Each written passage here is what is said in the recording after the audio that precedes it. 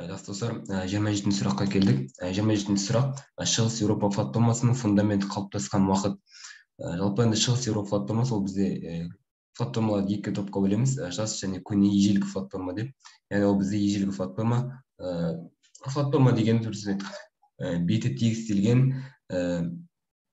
үстінде ешқандай тау жоқ, яғни жазықты жерлер ғой, бір айтқанда, иә.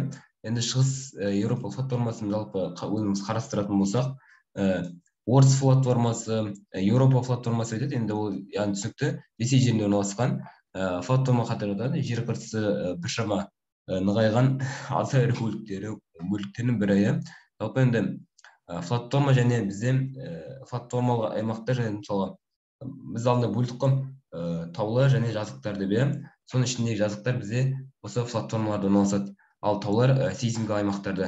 Яғни платформа дегеніміз ешқандай бір тау түзілу процесі жүрмейтін, тегіс, тынышталған жер бетінің формасы ғой. Яғни ол жерде қоныстану, адамға тұру ыңғайлы.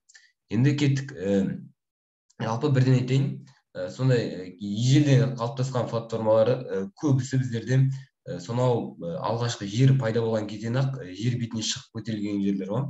Енді бірден айта салатын дүние, енді интернеттен қарап баратын болсақ, мына жерде жазылған екен, платформаның фундаменті архей мен протерозойда қалыптасып, кристалды қатты жыныстарынан қалыптасқан. Яғни сіздің жауап бізде архей мен протерозой болады екен, иә.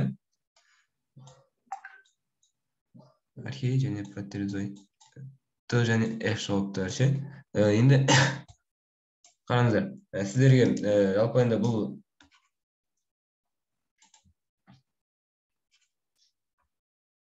жалпы Шығыс Еуропа платформасы Қазақстан жерінен де өтеді.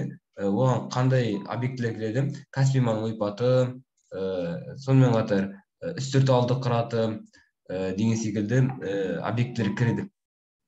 Қараңыздар, енді Шығыс Еуропа платформасын Скандинавия тауларынан басып Оралға дейінгі, Баренц теңізінен Қара және Каспий теңізіне дейінгі аралық, үлкен аралықты алып жатыр. Сол жердегі жазық жер орыс айтқанда. Енді платформаның шеткі солтүстік нүктесі Тиман бұйратын бойлай, одан кейін Кола түбегіне қарай, одан орталық Еуропа жазығынан өтіп кетеді екен.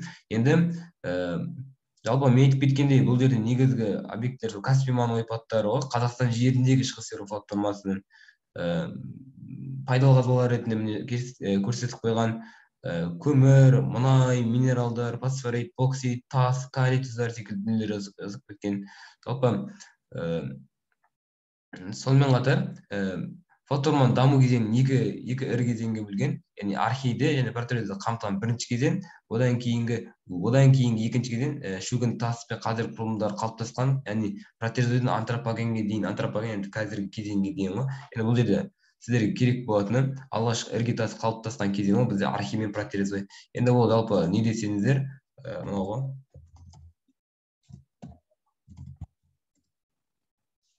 Хронологиялық кесте.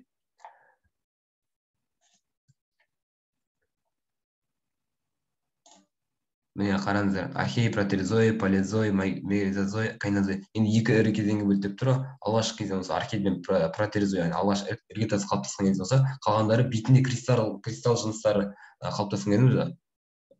Протерозойдан қазіргі төрттікке дейінгі аралық деп көрсеткен.